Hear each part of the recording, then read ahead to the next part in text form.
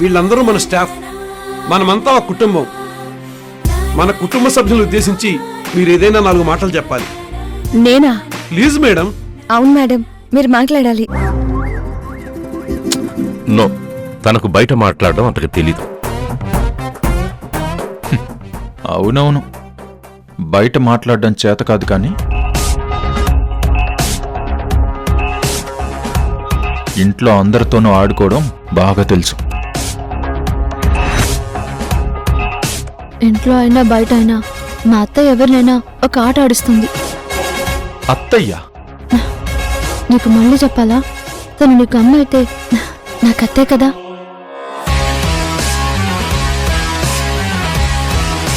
My dear staff members, మీరు అడిగిన దాంట్లో న్యాయం ఉంది.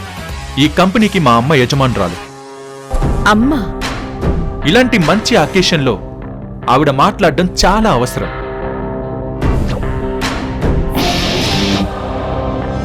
కాబట్టి నేను కూడా మీతో పాటు ఏకీభవిస్తున్నాను.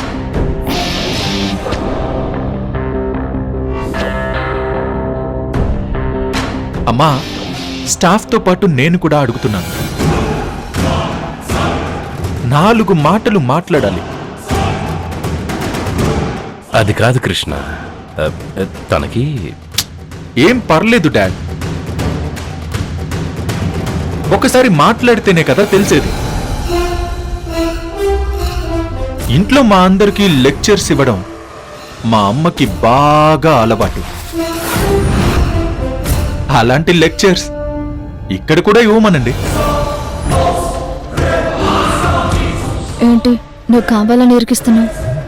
ఎస్, కావాలనే చేస్తున్నాను. మాట్లాడడం చేతకాక నలుగురు ముందు పరువు పోతే అప్పుడు తెలుస్తుంది. ప్లీజ్ మేడం, మీ అబ్బాయి గారు చెప్పిన తర్వాత కూడా మీరు మాట్లాడనంటే కుదరదు. ఖచ్చితంగా మాట్లాడే తీరాలి.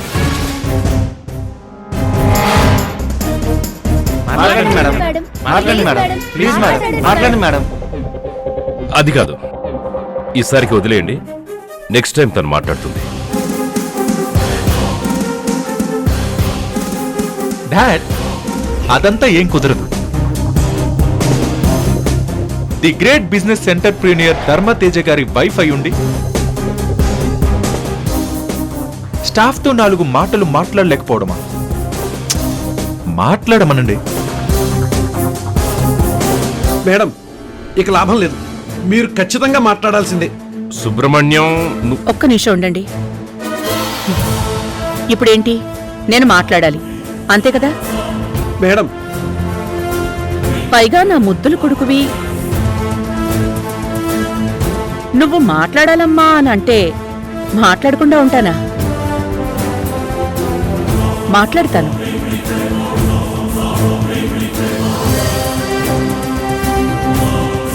మనందరం ఒక కుటుంబం. మన కంపెనీ అభివృద్ధిలోకి రావాలంటే కుటుంబ సభ్యులందరూ ఒకరితో ఒకరు అనుకూలంగా, అభిమానంగా ఉండాలి. ఒకరితో ఒకరు సంతోషంగా మాట్లాడుకుంటూ ఉండాలి. అప్పుడే కుటుంబమైనా కంపెనీ అయినా అభివృద్ధిలోకి వస్తుంది.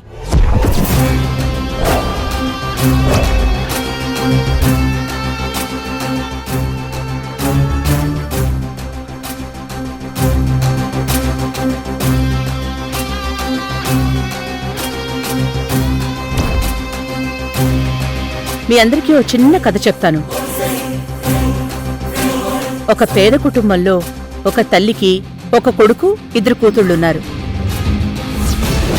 ఆ తల్లి ఎంతో కష్టపడి పిల్లల్ని చదివించింది. ఆ అబ్బాయి బాగా చదువుకుని మంచి మార్కులు తెచ్చుకున్నాడు. తనకు పెద్ద కంపెనీలో ఉద్యోగానికి ఇంటర్వ్యూకి రమ్మని పిలిచారు.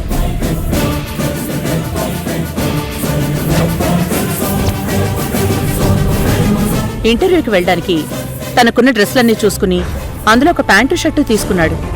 తీరా వేసుకోబోయేసరికి ఆ ప్యాంటు కొంచెం పొడుగైంది. వెంటనే తల్లి దగ్గరికి వెళ్ళి, అమ్మా, రేపు నేను ఇంటర్వ్యూకి వెళ్ళాలి, కొంచెం ఈ ప్యాంటుని ఒక 2-3 అంగుళాలు తగ్గిస్తావా అని అడిగాడు. ఆ తల్లి, నాకీ పూట పనుందిరా, మీ అక్కయ్యని అడుగు అని చెప్పింది.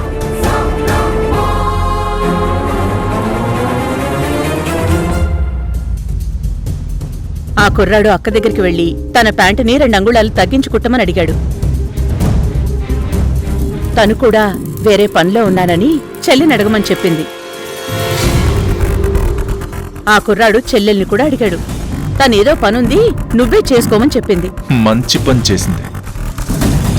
ఇదొక కథ, దీన్ని మనం వినాలి. ముందు విను.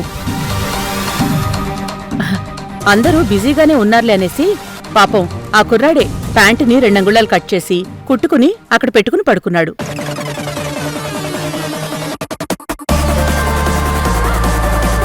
ఒక్క నిమిషం ఆగు. మేడం గారు ఏదో చెప్తున్నారు. ఇప్పుడు నువ్వు వెళ్ళి డిస్టర్బ్ చేయొద్దు.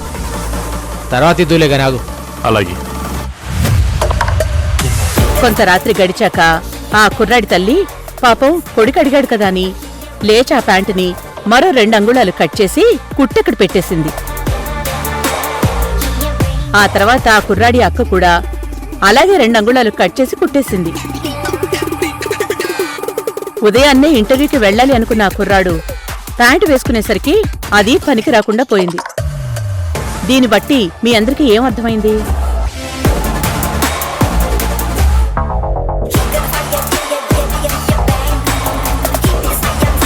ఏ పనికైనా ఒకరితో ఒకరికి కమ్యూనికేషన్ ఉండాలి.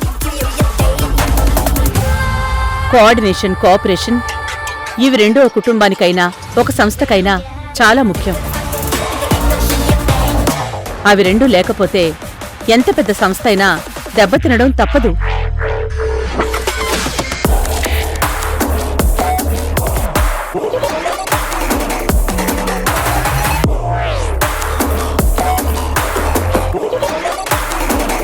కుటుంబంలో ఒకరినొకరు ఎలా గౌరవించుకుంటారో, ప్రేమతో కలిసుంటారో, అలాగే ఒకచోట పనిచేసేవాళ్లు కూడా ఒకరితో ఒకరు అలాగే ఉండాలి.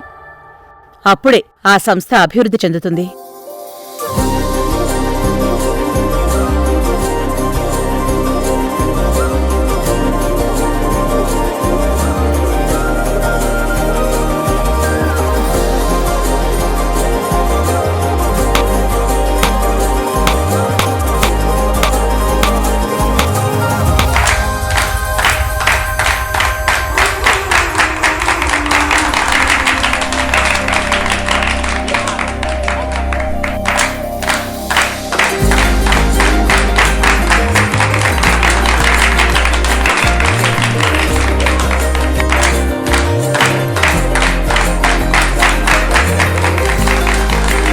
ఈ శుభ సందర్భంలో మేమందరం కలిసి ఓ సర్ప్రైజ్ ప్లాన్ చేశాం. మీరు కాదనకూడదు మరి. ఏంటది? ఇదిగోండి సార్, మా స్టాఫ్ అందరి తరఫున మేడం గారి కోసం ఓ గిఫ్ట్ తీసుకొచ్చాం. ఓపెన్ చేయండి సార్, ఓపెన్ చేయండి సార్.